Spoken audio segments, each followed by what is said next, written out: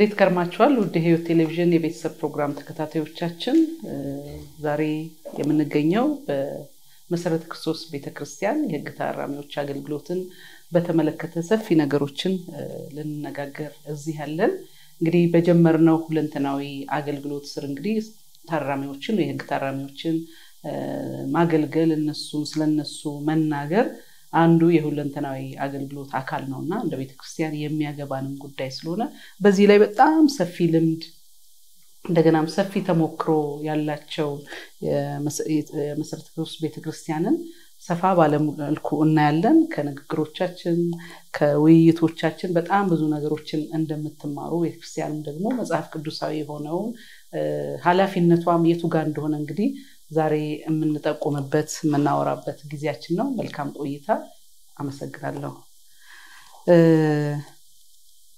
ራስን እንግዲህ ከማስተዋወቅ ተጀምርልንና ከዛ በጣም ዘርዘር ወዳሉት ነገሮች እንላለን ለተመልካቾቻችን ለህይወት ቴሌቪዥን የቤተሰብ ፕሮግራም ተመልካቾቻችን ራስህን እንደገናም ይሄ አገልግሎት ክፍሉ ምንድነው የሚሉትን ነገሮች ጥቂት እንደመግቢያ ራስን አስተዋውቅልንና ቀጣይ ሐሳቦችን እንሄዳለን በቅድሚያ ግን ጊዜህን ሰዓትህን በጣም ብዙ ነገሮችን ስላመቻቸህልን ከብዙ ጊዜ ቀጠሮች በኋላ ስለተገናኘን እግዚአብሔር ይባርክ በጣም አመሰግናለሁ በህይወት ቴሌቪዥን እሺ ስሜ መጋቢ ንጉሴ በቀለ ነው የሚባለው በመሰረተ ክርስቶስ ቤተክርስቲያን ዋናው ቢሮ የህግ ታራሚዎች አገልግሎት መምሪያ ውስጥ አገልግሎቱን በማስተባበር አገለግላለሁ ኦኬ እንግዲህ ይሄ የህግ ታራሚዎች አገልግሎት በመሰረተ ክርስቶስ ውስጥ የሚሄደው ሰፊ ነገሮች አሉትና እንደው በጥቅል ምንን ይመለከታል ያው ወደ ዝርዝር ነገሮች እንሄዳለን እስካሁን ምን ያህል ሰዎችን ደረሳችሁ እንደው ከቁጥርም አንፃር ይያለን እንደው ከጀነራል ከጠቅላላ ነገሮች እስቲ ብንነሳ የመሰረተ ክርስቶስ ቤተክርስቲያን የህግ ታራሚዎች አገልግሎቱን ሲጀምር ዓላማ አለው የአገልግሎቱ ዓላማ የህግ ታራሚዎችን በስነ ምግባርና በባህሪ የተለወጡ እና በሞያ የሰለጠኑ እና ወደ ማምረት ተግባር ገብተው ራሳቸውን የሚችሉ ቤተሰቦቻቸውን ማስተዳደር የሚችሉ እንዲሁም ደግሞ በመንፈሳዊ አገልግሎታችን እነዚህ ህግ ታራሚዎች ደቀ መዝሙር ሆነው እግዚአብሔርን የሚፈሩ ሆነው ለማየት በማሰብ ነው አገልግሎቱ የተጀመረው እንደሚታወቀው እንግዲህ በዓለም አቀፍ ደረጃ አሁን ከ11.5 ሚሊዮን በላይ ታራሚዎች አሉ ተብሎ ይነገራል በአገራችን በኢትዮጵያም በግምት ከ300 እስከ 500 ሺህ ታራሚዎች በአገር አቀፍ ደረጃ ይኖራሉ ተብሎ ይታሰባል እና የማረሚያ ቤት ቁጥሮችም እንዲሁ በአገራችን በኢትዮጵያ በክልሎችና በፌደራል አንድ ላይ ከ134 በላይ ማረሚያ ቤቶች እንደሚኖሩ ይገመታል እንደሚታወቀው መንግስት በማረሚያ ያሉ የህግ ታራሚዎችን ያው ከስሙም በመነሳት ድሮ እስረኞች የመሳሰለ ስያሜ ነበራቸው አሁን መንግስት ታራሚ ያለ ነው የሚጠራቸው እና ማረሚያ ቤታቸው ደግሞ ድሮ ወህኒ ቤት ማሰቃያ ቦታ ምናምን አይነት ነበር ተደርጎ የሚታሰበው አሁን ግን ማረሚያ ቤት ብሎ ነው የሚጠራው ስለዚህ የህግ ጥሰት የፈጸሙ እና በፍርድ ቤት ውሳኔ አግኝተው ወደ ማረሚያ የሚገቡ የህግ ታራሚዎች እንዲታረሙ መንግስት በማረሚያ ቤት ላይ የሚሰራው ስራ አለ እና ብዙ ስራ ይሰራል መንግስት ግን ደግሞ ቤተክርስቲያን መንግስት በማረሚያ ቤት ውስጥ ሊሸፍናቸው የማይችሉ ክፍተቶችን እያየች ቤተክርስቲያን መንግስት በሚያስፈልገው ቦታ ላይ ከመንግስት ኦፊሻልስ ጋር በመነጋገር ክፍተቶችን የመሙላት ስራ ነው የምንሰራው እንደነገርኳችሁ እንግዲህ በሀገራችን በኢትዮጵያ 134 ማረሚያ ቢኖርም እኛ ግን ከ60 ማረሚያ ቤቶች ጋር ነው የምንሰራው ከ60ዎቹ ማረሚያ ቤቶች ውስጥ ደግሞ 40 ማረሚያ ቤት ላይ የማረሚያ ቤት የሙሉ ጊዜ ባለሙያ መድበን ነው የምንሰራው። እነዚህ በቤተ ክርስቲያናችን በማረሚያ ቤት የተመደቡ ባለሙያዎች በየቀኑ ወደ ማረሚያ ቤት ይገባሉ እና መንግስት በማረሚያ ቤት በመንግስት መዋቅር ማረም ማነጽ የሚባል የሥራ ሂደት አለ እና በዛ የሥራ ሂደት ውስጥ የኛም ባለሙያ አንድ የዛ የማረም ማነጽ ባለሙያ ክፍል አባል ሆኖ አብረው በመደራጀት ታራሚውን በማነጽ ስራ ይሰራሉ። ልክ እንደ አንድ የማረሚያ ቤት ስታፍ ቢሮ ይሰጣቸዋል። እንደ አንድ የማረሚያ ቤት ስታፍ ማረሚያ ቤቱ መውጫ መግቢያ ሰዓታቸውን ይቆጣጠራል። በየቀኑ 8 የሥራ ሰዓት እነዚህ ባለሙያዎች በማረሚያ ቤት ውስጥ ታራሚዎች ላይ ሲሰሩ ያሳልፋሉ ማለት ነው። እነዚህ በቤተክርስቲያን የሚመደቡ ባለሙያዎች ማረሚያ ቤት ውስጥ ምንድነው የሚሰሩት ከተባለ እንግዲህ ቅድም እንደነገርኳችሁ መንግስት በማረሚያ ቤት ውስጥ የህግ ታራሚዎችን ከማነጽ ከማስተማር ከመምከር አንፃር ሰፊ ስራ ይሰራል።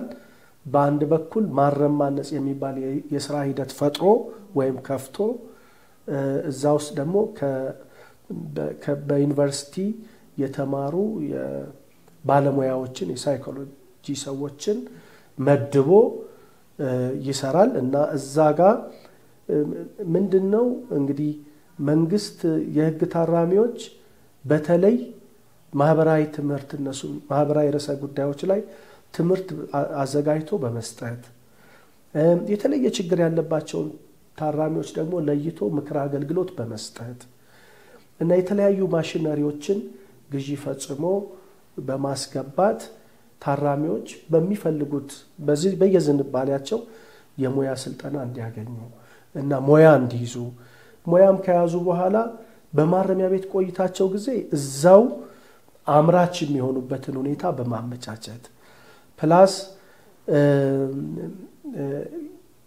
አምርተውም ደግሞ ከሚያገኙት ገቢ ለራሳቸው የሳሙና የኪስ ገንዘብ እንዲያገኙ ውጭ የሚረዱት የቤተሰብ አባልም ካለ ደግሞ እነሱን እንዲረዱ መንግስት ምቹ ሁኔታ ፈጥሯል በየማረሚያ ቤቱ። ስለዚህ ይሄ በጣም አበረታች ጉዳይ ስለሆነና ቤተክርስቲያንም ደግሞ በዚህ ረገድ መንግስት የበጀት ችግር አለበት ማይካድ ነገር ከፍተኛ የበጀት ችግር ስላለበት በወረቀት ላይ እቅዳቸው ቢኖርም ሐሳብ ቢኖርም ግን ወደ መሬት ለማውረድ ማረሚያ ተቋማት በጣም ይቸገራሉ። ስለዚህ ቤተክርስቲያን መንግስት ባደራጀው መዋቅር ላይ እና መንግስት እየሰራው ባለው ስራ ላይ ተጨማሪ ድጋፍ የመስጠት ስራ ነው ቤተክርስቲያን የምትሰራው። ስለዚህ ከዚህ አንፃር እንግዲህ የተለያዩ ስራዎችን እንሰራለን። ቅድም እንደነገርኳችሁ ከሙያ ስልጠና አንፃር የተለያዩ ማሽኖችን ግዢ ፈጽመን ወደ የማረሚያ ቤቱ እናስገባለን። ታራሚዎች በየዝንባሌያቸው ተሰማርተው ሙያ እንዲሰለጥኑ ይደረጋል እና ብዙ ሰዎች ናቸው የሚሰለጥኑት። አሁን በአመት ከ3000 በላይ ሰዎች በሙያ ሰልጥነው የአንድ ሙያ ባለቤት ይሆናሉ። የአንድ ሙያ ባለቤት መሆን ብቻ ሳይሆን እና ስራ ፈጣሪ ሆነው እዛው በማረሚያ ቤት ቆይታቸው ስራ ይሰራሉ። ሲወጡም ደግሞ ወጥተው በሚሄዱበት አካባቢ እና በመንግስት መስሪያ ቤት በግለሰብ ድርጅቶች እና እኛም በመንፈጥረላቸው የሥራ ዕድል ተደራጅተው እየሰሩ ራሳቸውን የሚችሉበት ሁኔታ አለ። ሰፊ ስራ ነው ከዚህ አንፃር የሚሰራው። ሌላው የሰላምና እርቅ ስራ ይሰራል። እንግዲህ በአብዛኛው ማረሚያ ቤት ሰዎች በነፍስ ግድያ የሚገቡ ናቸው። ስለዚህ ውጪ ተጎጂ ቤተሰቦች አሉ እና ጎጂው ማረሚያ ላይ ያለው ስለዚህ ጎጂውንና ተጎጂውን በማገናኘት ምን ሰራቸው የእርቅ ሂደቶች አሉ እና በአመት ከ600 ከ900 ሰዎች በላይ እነዚህ ጎጂ ተጎጂዎችን አገናኝተን እርቅ የምንፈጽምበት ሁኔታ አለ። ከማህበራዊ አገልግሎትም አንፃር በተለያዩ ማህበራዊ ርዕሰ ጉዳዮች ላይ ትምህርት በማዘጋጀት እነዚህ በየማረሚያ የምንመድባቸው ባለሙያዎች ጠቅላላ የህግ ታራሚዎችን በቤት ለቤት በየፍርድ አይነቶቻቸው በተለያየ መንገድ አደራጅተው ቢያንስ በወር 2 ጊዜ ማህበራዊ ትምህርቶችን ይሰጧቸዋል። የተለየ ችግር ያለባቸውንም ደግሞ አቅርበው የምክር አገልግሎት ይሰጣሉ።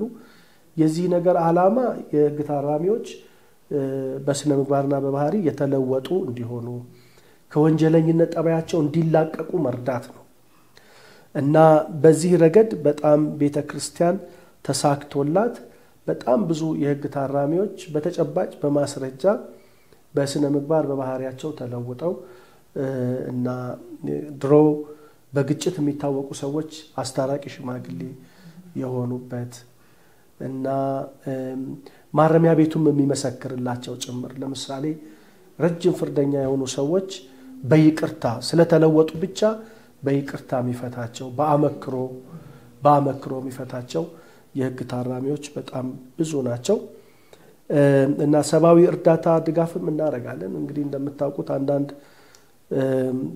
ታራሚዎች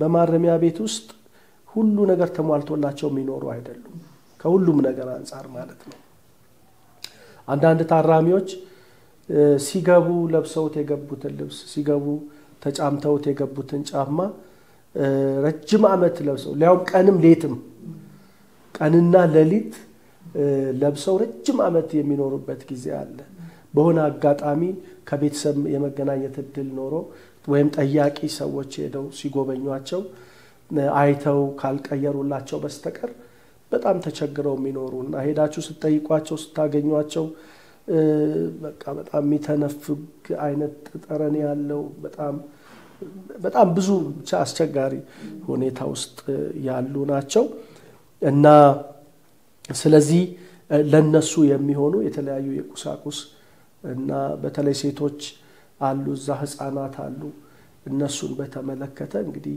የንጽህና መጠበቂያ የሳሙና የአልባሳት የተለያዩ ድጋፎች ይደረጋሉ እና ሴቶች በተለይ በጣም ድጋፍ የሚፈልጉ ናቸው በማረሚያ ያለ ኃጢያታቸው ያለ ወንጀላቸው የገቡ ልጆችም አሉ ከወላጆቻቸው ጋር በዚያ የሚኖሩ ከትምህርት እድል ተነፍገው እና እነዚህ ሰው የሚያስፈልገው በተለይ ልጅ የሚያስፈልገው መሰረታዊ ፍላጎት ሳይሟላላቸው የሚያድጉ ልጆች አሉ በተለይ ትኩረት ሰጥተን ለነሱ ድጋፍ የሚደረግበት ትምህርት ማግኘት የሚችሉበት እድል የሚፈጠርበት ሁኔታ አለ እንዲሁ ጠቅለል ያለው ሐሳብ ይሄ ነው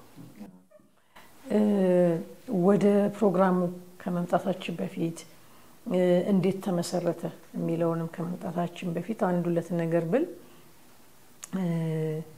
እንግዲህ በዚህ ፕሮግራም ላይ ሁለንተናዊ የሆነ አገልግሎት ነው የትኛውም አካል ከቤተሰብ ጀምሮ በየትኛው መስክ መሰጠት አለበት እያለን የመጣ ነው ይሄ ፕሮግራም የተቀረጸውና አሁን እንግዲህ ባጭሩ እንደሰማችሁት እና እንደሰማነው ምናልባት በኋላ ደግሞ በደንብ እርግጠኛ ነኝ ንጉሴ ሄደበታል አንድ ታራሚ እዛ አጥር ውስጥ ከገባ በኋላ ምግብ ያገኛል ቀለብ አለ መጠለያ ያገኛል አልባሳት ችግር ይኖራል የጤና ህክምና በተወሰነ ደረጃ ሊኖር ይችላል ግን የሰው ልጅ ስንነሳ ያለውን ሲፈጠር ያለውን ማንነቱን የሰው ልጅ አካላዊ ማንነት አለበት የአካል መተኛት አለበት መብላት አለበት እንዳልነው መንቀሳቀስ አለበት አይምሮ አለው የሚያስብ የሚያገናዝብ የሚመዝን አይምሮ አለው ስሜት አለው ሐዘን አለ ደስታ አለ ተስፋ መቁረጥ አለ በስጭት አለ ብዙ ነገሮች እንዲሰሙት ሲፈጠር ይሄ ፓኬጁ ነው የሰው ልጅ የማይቀይረው ማለት ነው አካላዊ ማንነቱ አስተሳሰቡ ስሜቱ ከዛ ደግሞ የሰው ልጅ ማህበራዊ ፍጡር ነው ስለዚህ ከሰው ጋር መኖር አለበት ከሰው ጋር መገናኘት አለበት አምስተኛው ደግሞ መንፈሳዊ ማንነት አለው ስፒሪቹዋል ዳይሜንሽን የምንለውና እነዚህ ነገሮች አይተን ነው እንግዲህ እንደ ግለሰብ እንደ ቤተሰብ እንደ ማህበረሰብ እነዚህ ነገሮች ምን እየሰራን ነው የሰው ልጅ እነዚህ ነገሮች እኩል ተመግቦ ነው ያደገ ያለው ጤናማ ዜጋ እንዲሆን ምርታማ ዜጋ እንዲሆን እያለን ያለ ነውና ዝም ብሎ አካልን መግቦ አካልን አግዝፎ አይምሮን አቀጭጮ መንፈሳዊ ህይወትን ገሎ ውጤቱን ያያየ ነው እሺ በቃ ስለ ውጤቱ እዚህ ጋር መነጋገር አያስፈልገንም ግን አሁን እዚህ አጥር ውስጥ ከተገባ በኋላ አንድ ሰው አስቦም ሳያስብም ወንጀል ይፈጸማል ታቅዶም ሳይታቀድም በድንገትም ይፈጸማል ስለ ወንጀል ምንነት ግንዛቤ ከመኖርና ካለመኖርም እንደዛው ይፈጸማል ዞሮ ዞሮ ወደድንም ጠላንም ወንጀል የፈጸመው ወንጀልም የተፈጸመበት አካል ያንድ ማህበረሰብ ውጤት ናቸው በቃ ሌላ አካል ዩፎ ከሌላ ዓለም አልመጣም ስለዚህ ያ ወንጀል በተፈጸመ ቁጥር የሚነግረን መከላከል ላይ እንድንሰራ ከዛ ደግሞ ማረም ላይ ተሐድሶ ላይ እንድንሰራ ግድ ይለናል ይሄን ሁለቱን አብረን ካልሄድን አንካሳ ነው የሚሆነው ሰብስቦ አስሮ አገር ተሰብስቦ እስር ቤት አይሆንማ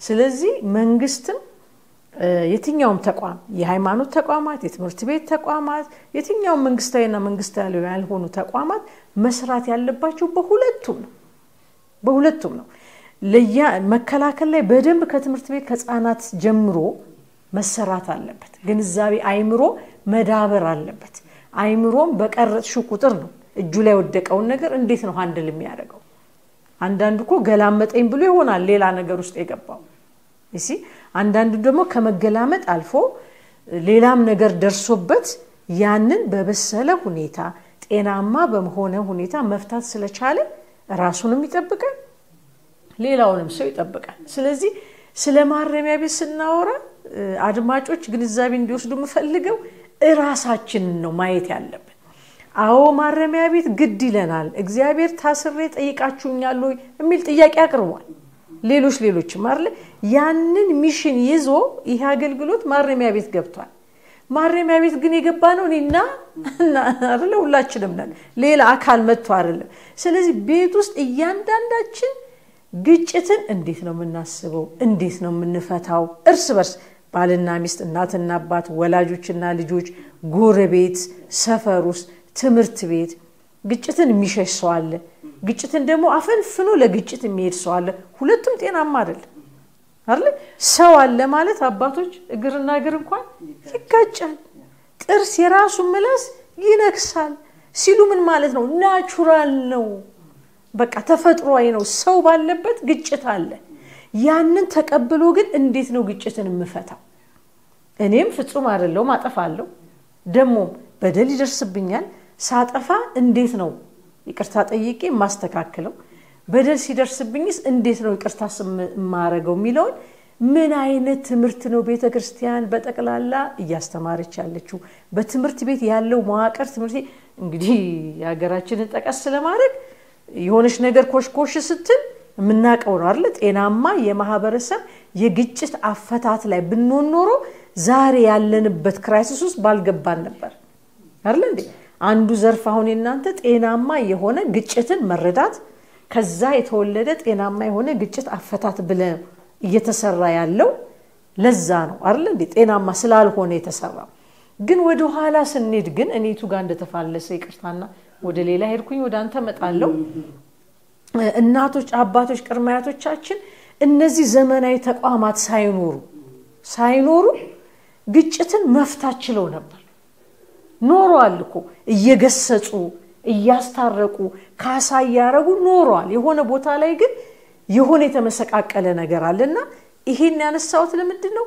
ስራ አለ ክፍተት አለ በየደረጃው ሁሉንም አካላት የሚጠብቅና ዲማንድ የሚያረግ ያለዛ ራሳችንን ሁላችንንም ይዞን የሚሄድ ስለዚህ በዚህ ትልቅ ስራ መሃል ውስጥ የመሰረተ ክርስቶስ ቤተክርስቲያን የህግ ታራሚዎች አገልግሎት ብዙ ስራዎችን ሰርቷል 29 አመቱ እንግዲህ 29 አመት የተሰራውን በአንድ ደቂቃ ውስጥ መተረክ በግማሽ ሰዓት መተረክ በጣም ይከብዳል እኔ የዚህ አገልግሎት ተሳታፊ ስለሆንኩ ብቻ ሳይሆን በጣም ትልቅ ስራዎች እንደተሰሩ ስለማቅ በእውነት በጣም ነው ማደንቀው በጣም ነው ምደነቀው ሁሉ ጊዜ ነው የሚገርመኝ የተሰማራው የሰው ኃይል ሪሶርስና አገልግሎቱ አይገናኝም በቃ የእግዚአብሔር እጅ ያለበት ስለሆነ እኔ በግሌ የምመሰርተው በጣም ጥቂት ናቸው ሰራተኞቹ የሥራው ውጤት ግን ማመን እስከሚያስቸግር ድረስ ነው እኔም ማቀው እና እንዴት ነው እስቲ ምስረታው ላይ ምን ነበር የሚለውን እርግጠኛ ነኝ አድማጮች መስማት ይፈልጋሉ ከዛ ደግሞ እያንዳንዱን በየፕሮግራሙ ትሄድበታል የመሰረተ ክርስቶስ ቤተክርስቲያን የሕግ ታራሚዎች አገልግሎት የተቋቋመው በ1988 ነው እንደ ኢትዮጵያ ዘመን አቆጣጠር ማለት ነው። እንግዲህ ሲሰላ ወደ 29 ዓመት አካባቢ ነው። አጀማመሩ የተጀመረው አንድ ማረሚያ ቤት ነው ሲጀመር እና በ1988 እንደምታውቁት የመሰረተ ክርስቶስ ቤተክርስቲያን መታሳትመው በየ6 ወሩ መታሳትመው አንድ መጽሔት አለ ምስክር የሚባል መጽሔት እና እሱ መጽሔት ድንገት ጅማ ማረሚያ ቤት ይገባል። ጅማ ማረሚያ ይገባና ታራሚዎች እጅ ይደርሳል። ታራሚዎች መጽሔቱን ያነባሉ እና በጣም ደስ ይላቸዋል እና መጽሔቱ በታተመ ቁጥር እንዲላክላቸው መጠየቅ ስለፈለጉ ከመጽሔቱ ጀርባ ያለ አድራሻ በዛ አድራሻ መሰረት ይጽፋሉ ደብዳቤ እና ያኔ የዛ የመጽሔት ዝግጅት ክፍሉ አዘጋጅ የነበረው ወንድም በኋላ ይሄንን አገልግሎት በቤተ ክርስቲያን ውስጥ እንዲጀመር ያደረገው ወንድማችን ጋሽ ሰለሞን አሁን ወደ ጌታ ሄዷል። እሱ ጋር ይደርሳል ደብዳቤው እሱ ጋር ይደርስና ደብዳቤውን ያነባል። በቃ ዝም ብሎ ፐርሰናል አርጎት ዝም ብሎ ሄዶ ይጎበኛቸዋል አንድ ጊዜ። ከዛ ክርስቲያኖች አልነበሩም የሉም ማረሚያ ቤት ውስጥ ጸሎት ቤት የለም ማረሚያ ቤት ውስጥ እና የሕግ ታራሚዎቹን ያገኛቸዋል እና ከነሱ ጋር ያወራሉ። በቃ ይሄ መጽሔት በየጊዜው ይላክልን መጽሐፍ ቅዱስም ይምጣልን እና እኛ በእግዚአብሔር ቃል መታረም እና ንስሐ መግባት ህዝብ ብቻ መንግስት ብቻ ሳይሆን እግዚአብሔርንም በድለናል እና ይቅርታ መጠየቅ እንፈልጋለን አሉ እና እሱ በሚረዳቸው መንገድ እንግዲህ ረድቷቸው ይመጣል። በዛ መሰረት ይገናኛሉ ማለት ነው እና አጀማመሩ ይሄ ነው። ግን ከዛ በኋላ እንግዲህ ጋሽ ሰለሞን ሲነግረኝ እንግዲህ አንዳንድ የመጽሐፍ ቅዱስ ክፍሎች መጽሐፍ ቅዱስንም ወደ ማጥናት መጥቷል። ምን ያህል በማረሚያ ያሉ የሕግ ታራሚዎች እንዴት ነው ቤተክርስቲያን የቤተክርስቲያን ድርሻ ከማረሚያ ቤት አንፃር ምንድነው? በማረሚያ ያሉ የሕግ ታራሚዎችን እንዴት ነው ማገልገል ያለብን? መንግስትስ በማረሚያ ቤት ያለበትን ክፍተት ቤተ እምነቶች እንዴት ነው ክፍተት ሞልተው እዛ የሚሰጠውን አገልግሎት ሙሉ ማድረግ የሚችሉት የሚል ነገር ብዙ አስቦበታል እና አንዱ እሱ አገልግሎቱን ሲጀምር እንደ መሪ ጥቅስ አድርጎ የያዘው የዕብራውያን መልእክት ምዕራፍ 13 ቁጥር 3 ነው። ቤተክርስቲያንም ተቀብለው ለዚህ አገልግሎት እንደ መሪ ጥቅስ አድርጋ እስከዛሬ ይዛው ያለችው ሐሳብ ይሄ ነው እና ዕብራውያን ምዕራፍ 13 ቁጥር 3 ላይ ከነርሱ ጋር እንደታሰረ ሆናችሁ እስሮችን አስቡ የሚል ነው እና ይሄ እንደ መሪ ቃልም እንደ መሪ ጥቅስም ከመጽሐፍ ቅዱስ ተይዞ በቤተክርስቲያናችን የሕግ ታራሚዎችን በነገራችን ላይ እንደዚህ በመደበኛ ባልሆነ መንገድ ማረሚያ ሄዶ መመገብ ይቻላል። እሱ አንድ ነገር ነው። ጉብኝት አንድ ጊዜ ሄዶ ጉብኝት ማረግም ይቻል ይሆናል። የመሰረተ ክርስቶስ ቤተክርስቲያን ግን እኔ የቀድሞ አባቶችንም በዚሁ አጋጣሚ እንዳመሰግን የሚያደርገኝ በመደበኛ ሁኔታ አገልግሎቱን በመምሪያ ደረጃ አደራጅታ አሁን ምናልባት ወደ 7 መምሪያዎች ልንኖር እንችላለን። ከመምሪያዎቹ ሁሉ በስታፍ ቁጥር ከፍተኛው ፕሪዝን ሚኒስትሪ ነው፣ የሕግ ታራሚዎች አገልግሎት ነው።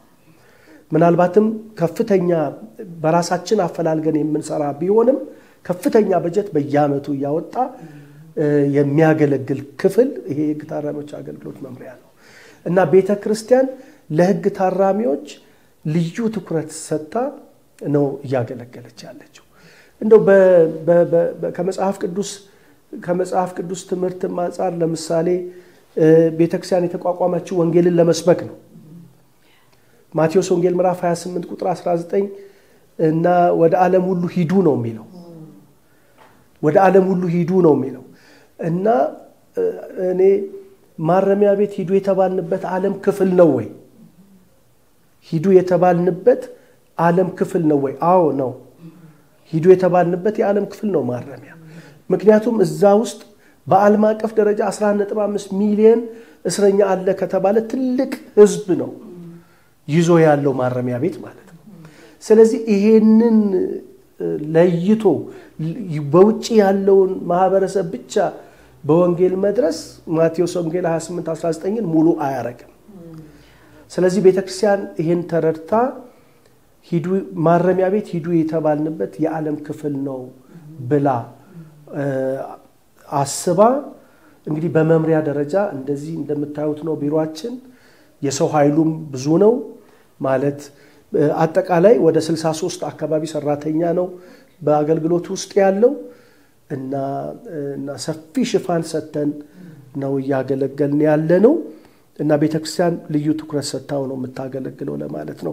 በተለይ ጥቅሱን ሙሉን ብታነቡት አስቡ ብቻ ሳይሆን ከታች ያለው ስንኝ የተጨነቁትንም ራሳችሁ ደግሞ በስጋ እንዳለ ሆናችሁ አስቡ ይላል። ትንሽ ጠበቅ ያደርገዋል። ከነርሱ ጋር እንደታሰረ ሆናችሁ እስረኞችን አስቡ የተጨነቁትንም።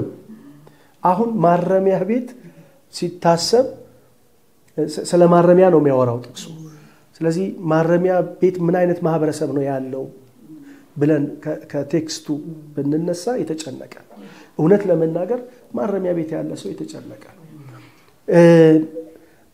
ማለት ወንጀል ቅጽበታዊ ክስተት ነው። አንዳንዱ ስሜታዊ በመሆን የሚፈጸም ነው እና ከዛ ተፈርዶበት ሰው ወደ ማረሚያ ሲመጣ እና በተለይ ረጅም ፍርደኛ የሚሆኑ ሰዎች በተስፋ መቁረጥ ነው ወደ ማረሚያ የሚመጣው። እንደውም እኔ ማረሚያማ ይሄን ያህል ዓመት አልኖርም ማረሚያ ከገባው በኋላ ማደሪያ ቤቴ ውስጥ ራሴን ሰቅዬ አጠፋለሁ ብለው የሚወስኑ የሚያጠፉም ሰዎች አሉ። ድንገት ነው ማረሚያ የገባው። ውጪ በጣም ብዙ ነገር በትኖ ነው የመጣው። ቤተሰቡን በትኖ ነው የመጣው። ስራውን በትኖ ነው የመጣው።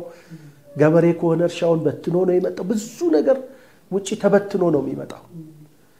ማረሚያ ቤት ሄዳችሁ ጎብኝታችኋል፣ ታውቁታላችሁ።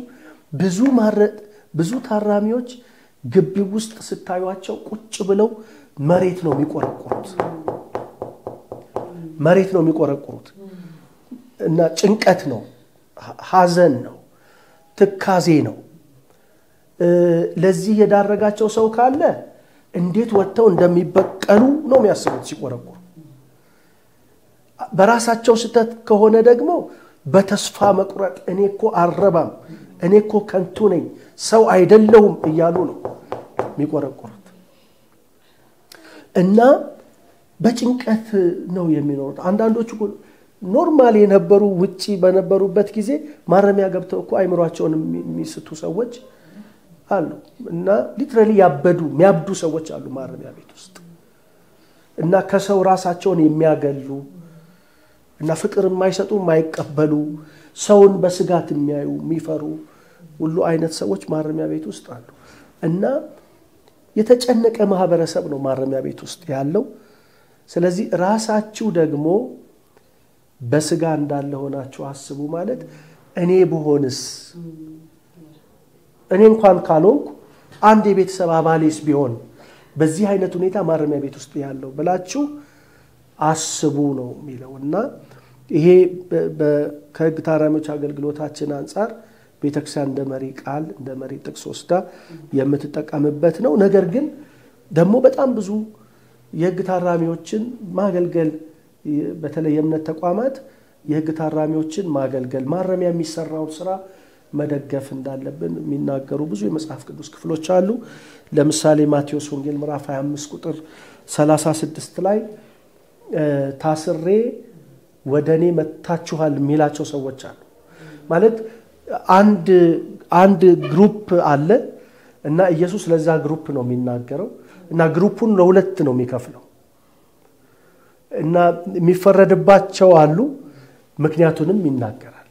አንዱ የሚፈረድበት ግሩፕ ለምን እንደሚፈረድበት ሲናገር ታስሬ አልጠየቃችሁኝም ነው። ደግሞ ሌላ ሚለያቸው አሉ። እናንተ የአባቴ ብሩካን ብሎ ደግሞ ሚለያቸው እና በኢየሱስ ፊት ሞገስ የሚያገኙ ተቀባይነት የሚያገኙ ደግሞ ግሩፖች አሉ እና እነሱ በኢየሱስ ፊት ሞገስ ያገኙበት ተቀባይነትን ያገኙበት ከዛ ሲያልፍም ከዘላለም ህይወታችንም ጋር የተነካካ ነገር አለ። እውነት ለመናገር ቴክስቱን በደንብ ካጠና ነው እስረኞችን ማገልገል ከዘላለም ህይወታችንም ጋር ጭምር የሚገናኝ ነገር አለው እና ግን ወደኔ መጣችኋል ብሎ ሲያመሰግናቸው እናያለን። እና ዛሬም በማረሚያ ያሉ የህግ ታራሚዎችን የሚያስቡ የሚያገለግሉ የሚጎበኙ የሚጠይቁ ፍቅር የሚሰጡ የሚረዱ በማረሚያ ያለውን የመንግስት ክፍተት የሚሸፍኑ የእምነት ተቋማት እና በየትኛውም የቤተ ክርስቲያናት ቤተ እምነት ያሉ አባላት እና በእግዚአብሔር ፊት ሞገስ የሚያገኙ ናቸው የሚለው። ሌላም አንድ ጥቅስ ልጨምር፣ አንድ ጥቅስ ብቻ ልጨምርና ከዚህ ጋር መሄድ ነው። ኢሳይያስ ምዕራፍ 24 ቁጥር 22 ላይ እነርሱም እንደ እስረኞች ጉድጓድ ውስጥ አንድ ላይ ይታጎራሉ ይላል። በድርብ ሰረዝ ነው የሚለየው። 3 ስንኞች ነው የሚያስቀምጠው። አንዱ እነርሱም እንደ እስረኞች ጉድጓድ ውስጥ አንድ ላይ ይታጎራሉ ይላል። ስለ እስረኞች ነው የሚናገረው። ሁለተኛው ድርብ ሰረዝ ውስጥ ያለው ስንኝ ደግሞ በእስር ቤት ውስጥም ይዘጋባቸዋል ይላል። ሶስተኛው በድርብ ሰረዝ ውስጥ ያለ ስንኝ ደግሞ ከብዙ ቀናት በኋላ ጉዳያቸው ይታያል ይላል። 3 ነው እና አንዱ እንግዲህ ስለ እስረኞች ስናስብ ይታጎራሉ ነው። በቃ መታጎር ነፃነት አይደለም፣ መታጎር ሰላም አይደለም፣ መታጎር ደስታ አይደለም። ጉድጓድ ውስጥ ነው የሚታጎሩት፣ ታጉረዋል ይላል እና ብቻም አይደለም ይዘጋባቸዋልም ነው። እና የሆነ ጊዜ አለ። የእድሜ ልክ ሊሆን ይችላል የፍርድ አይነቱ። በተለይ ከ5 እና ከዛ በላይ ፍርደኛ የሆኑ የህግ ታራሚዎች በቃ የመዘጋት ያህል ነው እና ነገር ግን ደግሞ ተስፋም አለ። ከብዙ ቀናት በኋላ ጉዳያቸው ይታያል ይላል እና መንግስት ያየዋል፣ እግዚአብሔር ያየዋል እና ማለት የህግ ታራሚዎች ተስፋ አላቸው ማለት ነው። ተስፋ አላቸው እና የህግ ታራሚዎችን የሚጠብቃቸው ሌላ ህይወት አለ ማለት ነው። ሌላ ምዕራፍ አላቸው ማለት ነው እና ሲገቡ እንደነበሩበት አይደለም፣ መጨረሻ አለው። ሲገቡ የነበሩበትን ስሜት እዛ ውስጥ በተያዙበት መንገድ ወይም በተያዙበት ሁኔታ ይወሰናል እንጂ እና ምዕራፉ ይለወጣል፣ ህይወታቸውም ይለወጣል። እኛ የምናውቃቸው ሰዎች አሉ እንደዚህ የገቡ ማረሚያ ሲገቡ አንድ ቀን አላድርም አይደለም 14 15 ዓመት አንድ ቀን ማረሚያ አላድርም ብለው እና ራሳቸውን ለማጥፋት ወስነው ገብተው እርዳታ አግኝተው የተለወጡ ከዛ ወጥተው ጊዜያቸውን ጨርሰው ወጥተው እንደገና ቤተሰቦቻቸውን ሰብስበው የተዘጋ ቤታቸውን ከፍተው ጦም ያደረ ማሳቸውን አርሰው ከለቀቁት የመንግስት ስራ ተከራክረው ተመልሰው እየሰሩ ያሉ እና ደግሞ በትልቅ ደረጃም ደርሰው አገርና ህዝብ የሚያገለግሉ ታራሚዎች በጣም ብዙ ናቸው። ስለዚህ አንዳንድ ሰው ስለ ህግ ታራሚ ያለው አመለካከት የተሳሳተ ነው። የታባቱ ወንጀለኛ አይደለም ይበለው፣ ረሃብ አይደለም፣ ርዛት አይደለም፣ ምናምን አይደለም ይላል ሰው አንዳንድ ሰው እና ግን ልክ አይደለም። እውነት ለመናገር አሁን ኢትዮጵያ ውስጥ ማረሚያ ያሉ ሰዎች እኮ ስለተያዙ ነው ማረሚያ የገቡት። ያልተያዘ ወንጀለኛ ስንት ነው ኢትዮጵያ ውስጥ? እውነት ለመናገር ማለት ስላልተያዝን ነው እንጂ እና ሁሉም ከወንጀል ነፃ ሆኖ የሚኖር ሰው እኮ የለም። ስለዚህ በአንድ በኩል በዚህ መንገድ ማሰብ ከነርሱ ጋር እንደታሰረ ሆናችሁ እስሮችን አስቡ የሚለው ምን ተቸግረው እንደሆነ እኔ አንድ ታራሚ በነገራችን ላይ ይቅርታ አንድ ታራሚ ወንጀሉን ሲፈጽም ጀምሮ እዚህ ሰሜን ሸዋ ነው ወንጀሉን ሲፈጽም ጀመረ አንኮንሸስ ሆነ ማረም ተፈርዶበት ፍርድ ቤት ሲሄዱ አያውቅም ደንዝዞ ራሱ ልክ የውጪ ፖሊሶች ልክ እንደተፈረደበት ይዘውት ማረሚያ ይመጡና ለማረሚያ ፖሊሶች ያስረክቡታል። ልጁ ልክ ማረሚያ መሆኑን ማረሚያ እንደገባ ማረሚያ እንደረገጠ ነው ወደ ማወቅ ራሱን ወደ ማወቅ የመጣ ምን አርጌ ነው ለምንድን ነው እስከ መቼ ነው ምናምን ብሎ ጠይቆ የተረዳው እዛ ከገባ በኋላ ነው። እና አንዳንድ ጊዜ እና ወንጀል የሚፈጸምበትን እንትን አናቀው እና ቅድም እንዳልኩት ክስተት ነው ቢያውም ቅጽበታዊ ስሜታዊ በመሆን በመሳሰሉት የሚመጣ ነው እና የህግ ታራሚዎችን መረዳትና መርዳት ማገልገል እንደ ቤተክርስቲያንም በጣም አስፈላጊ ነው ብዬ ነው ማስበው እንደ ምነት ተቋም